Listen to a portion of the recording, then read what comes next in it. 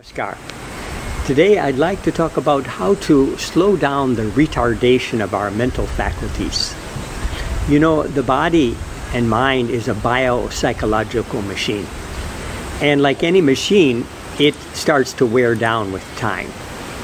So the best ages to do meditation are from the ages of 16 to 49. And the second best periods are from 5 to 16 or from 49 to 69. And after 69, the organs have become distorted or weak, and it's very hard for meditation to be done well. So that's why in Sanskrit, the word for body is tanu, up until the age of 39, because the body is growing and it's quite active all the time.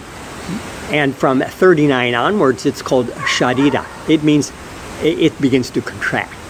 So up to the age of 39, there's a lot of physical activity. And from 39, the body starts to slow down, but the mind continues to develop and evolve. And from 50, there's a slight deterioration of our mental abilities. And from 60, there's further deterioration of our mental abilities. But of course, having said that, it's not the case for everybody. There are some people that live well into their elder age without showing any signs of degeneration of their mental faculties. But today, even though we've advanced in so many levels, even in health levels, there's more and more incidences of Alzheimer's disease, and a lot of it is related to our lifestyle.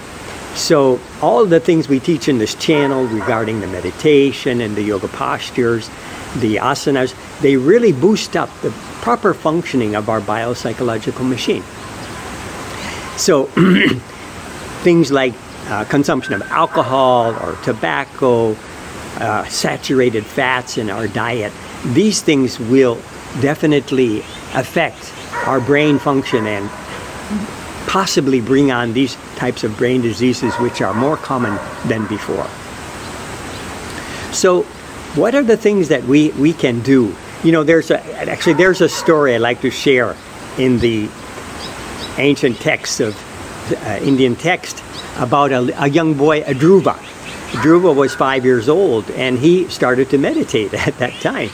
And one of the gods, Narayana, approached Dhruva and said, "You're such a young boy, and why are you meditating at such an early age? You should be playing with all of your friends." And Dhruva said, "You know, you never know when we are going to leave this body. It is a very precious form we have, and so we should utilize this precious form to do meditation from the early age."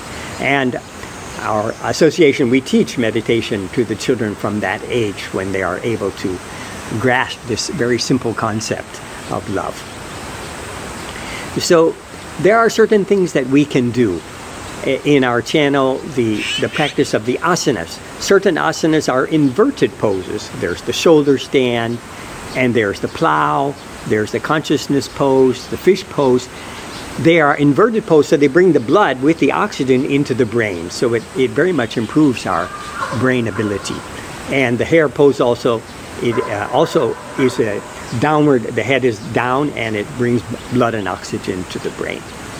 Then certain dietary foods are very helpful. Although, you know, the vegetarian diet is the ideal, there are even some other foods such as dark green leafy vegetables, which have a high amount of chlorophyll in them, and that makes them the green color. And so those foods, which are dark green and leafy vegetables, they enable a quick production of lymph. And the yogis say that lymph is a food of the brain, so it's very helpful for brain function. There are certain nuts and seeds, such as the chia seed or the hemp seed. They have a lot of omega-3s, flax seed, and the omega-3 vitamins are very helpful for brain boosting. And you know, the walnut, it looks actually like a brain. It's shaped like a brain, and there are over 300 neurotransmitters that the walnut produces that help our brain to fire in a better way. So then there are cross-lateral exercises. Cross-letter exercises, you may have seen the baby when it's crawling.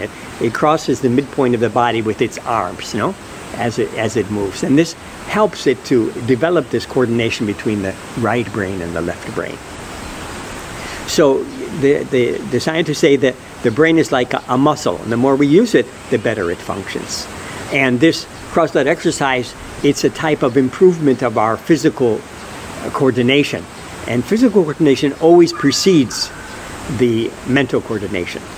So some cross-lateral exercises that we have learned in our channel is the Kaushiki dance. So your arms are moving in one way and your legs are moving opposite direction.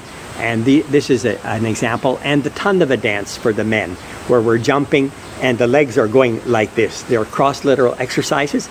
And actually, Tandava is the only exercise, the only dance which exercises the brain, because it stimulates and activates the pituitary gland and the pineal gland. So these are two excellent dances that will also improve our brain function. I want to mention about foods also that, you know, our brains are 70% fat. So certain healthy fats are not at all bad for us. It's the unhealthy fats, especially in the meat, fish, eggs, that are not good for our brain function. But the healthy fats, especially from vegetable origin, latest research shows that the medium triglycerides in coconut oil are very good for our brain function.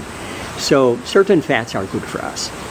And other types of cross-lateral exercises, wherever we're moving the opposite part, the body to the opposite part, opposite side, are very useful.